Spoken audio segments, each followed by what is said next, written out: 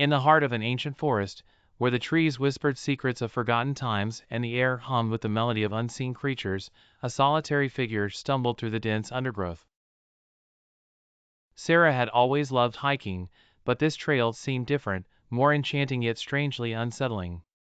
The morning sun filtered weakly through the thick canopy above, casting dappled shadows on the mossy ground.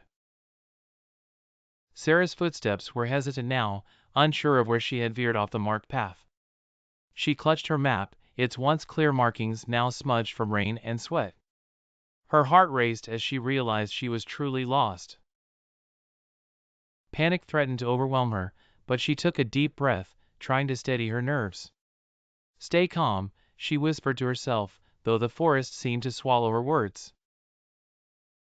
Every rustle of leaves made her jump, every distant call of a bird or rustle of underbrush made her hope for rescue. But the forest remained eerily still, as if holding its breath. Hours passed, and Sarah's initial fear morphed into a kind of desperate determination. She pushed forward, hoping each step would bring her closer to familiar ground.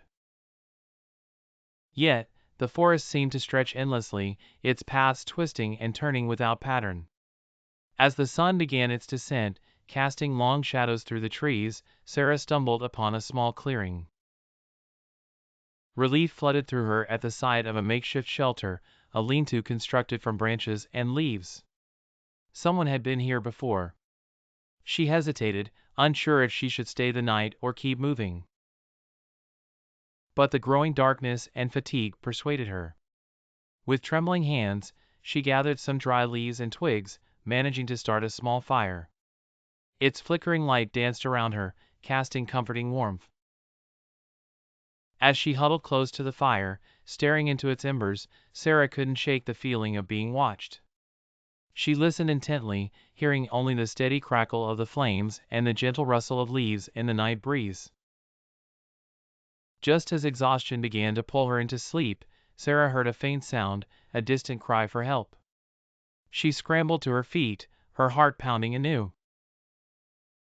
Following the sound, she pushed deeper into the forest, her senses sharp with adrenaline. And there, among the trees, she found him, a man, disheveled and weary, calling out in desperation. Relief flooded through Sarah as she helped him to his feet. He was lost too, it seemed, wandering aimlessly until he stumbled upon her campfire's glow. Together, they navigated their way back to the trail, guiding each other through the labyrinth of trees and shadows. The forest seemed less foreboding now, almost welcoming in its mysterious silence.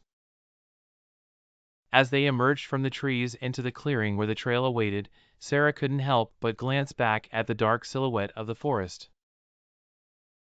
It had been a harrowing experience, but one that had brought unexpected companionship and a renewed appreciation for the fragility of life. Hand in hand, they walked back towards civilization, their footsteps echoing softly in the fading light.